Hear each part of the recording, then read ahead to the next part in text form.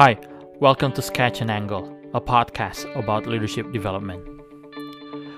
Each week, we share a thought or a theory from an expert in his field that displays the art of leadership. We then sketch an angle by commenting or sharing our views on that topic with the hope that we can add value to you. And now, here's your host, Heinz Wokas.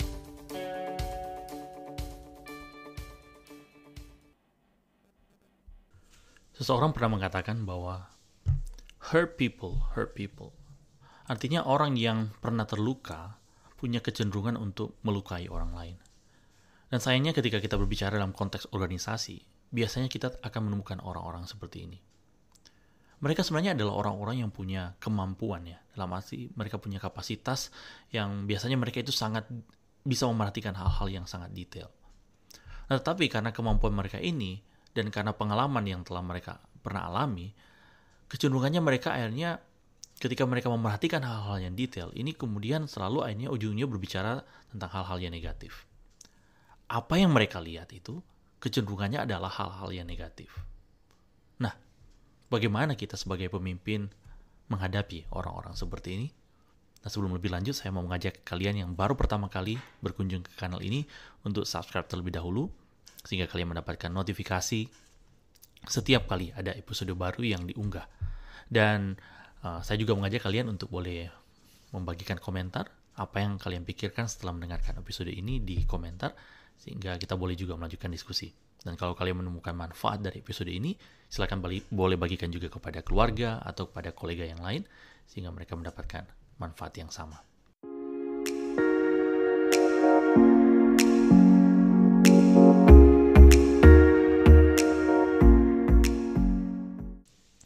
Di episode sebelumnya, saya membagikan ada 3 prinsip yang kiranya mungkin bisa digunakan ketika kita menghadapi orang-orang dengan tipe seperti ini.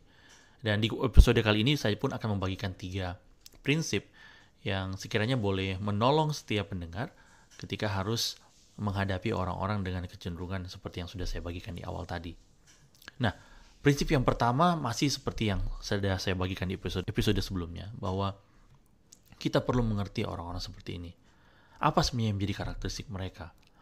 Nah, biasanya orang-orang seperti ini adalah orang-orang yang dimotivasi oleh satu situasi ketika ada orang yang mau mendengarkan mereka.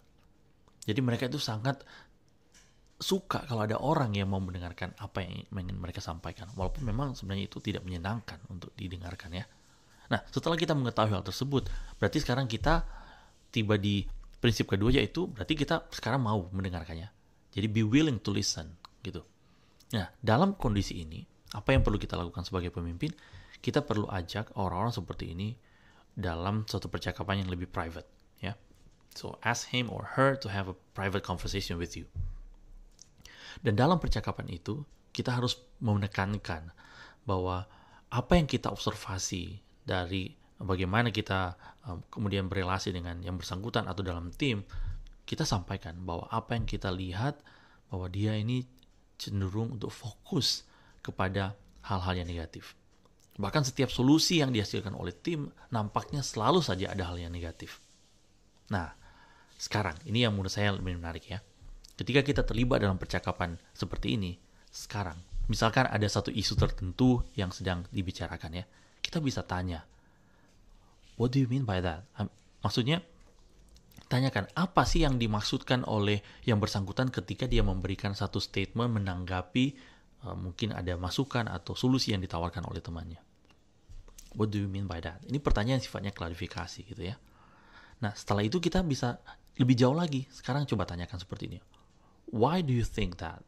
Mengapa kamu berpikir seperti yang pikiran kamu saat itu? Mengapa kamu mempunyai pikiran seperti itu terkait solusi atau apa yang sedang disampaikan oleh teman kamu? Nah, sekarang setelah kita mencari tahu apa yang menjadi dasar pemikiran dia dan kita telah masuk, bagi saya itu kita sudah masuk ke area yang lebih dalam ya, karena mungkin itu hal-hal yang lebih private yang tidak mau di-share sebelumnya karena mungkin itu menjadi concern pribadi. Nah, sekarang coba kendalikan ya percakapan itu dengan menanyakan pertanyaan ini. Have you ever wondered? Nah, kita bisa isi ya.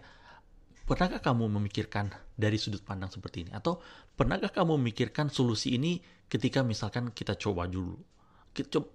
Coba sekarang kamu pikirkan, pernahkah kamu membayangkan jika misalkan kalau apa solusi yang diberikan oleh temanmu ini berhasil? Nah, bagi saya ini adalah pertanyaan kunci yang bisa ditanyakan oleh pemimpin, sehingga dia juga bisa membukakan perspektif ya dari orang yang sebenarnya kemungkinan ya kecenderungannya itu memberikan respon-respon negatif. Bahkan untuk solusi-solusi yang nyata-nyata itu sebenarnya adalah solusi yang baik ya. Nah, sekarang kita tahu bahwa orang-orang seperti ini ya, mereka itu punya potensi untuk akhirnya membuat tim ya itu merasa discouraged. Bahkan ketika mungkin terlibat dalam satu percakapan, anggota tim yang lain ketika mengetahui orang yang bersangkutan itu ada dalam tim tersebut, mereka jadi unwilling untuk membagikan apa yang mereka pikirkan. Karena mereka mungkin berpikir dia akan diserang ya oleh koleganya. Nah, sekarang apa yang perlu dilakukan oleh pemimpin ketika berhadapan dengan situasi seperti ini? Orang-orang seperti ini perlu kita berikan afirmasi ketika kita menemukan concern yang dia bagikan itu memang valid ya. Kita perlu memberikan afirmasi dan menerima. Nah, tetapi di saat yang bersamaan kita juga perlu mengajarkan kepada orang-orang tersebut bagaimana ya dan kapan. Jadi bagaimana mereka bisa membagikan, bagaimana caranya mereka membagikan concern mereka, dan kapan mereka bisa dan seharusnya tidak membagikan concern mereka. Ini bagi saya adalah hal yang serius. Karena dengan cara seperti itu, apa yang kita lakukan sebagai pemimpin, kita itu seperti menolong orang-orang dengan kecenderungan seperti itu untuk mereka boleh fokus kepada hal yang detail, tapi di saat yang bersamaan mereka boleh membangun tim dan kemudian selanjutnya berkontribusi kepada proyek yang sedang dikerjakan. Nah, kira-kira seperti itu yang bisa saya bagikan untuk episode kali ini. Dan kalau kalian mempunyai prinsip atau mungkin strategi yang lain, saya ajak kalian juga untuk boleh membagikan hal tersebut di kolom komentar sehingga kita boleh memperkaya episode ini.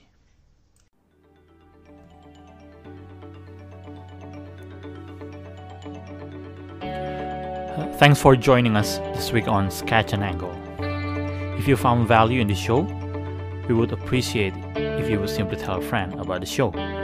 And be sure to tune in next Monday for our next episode.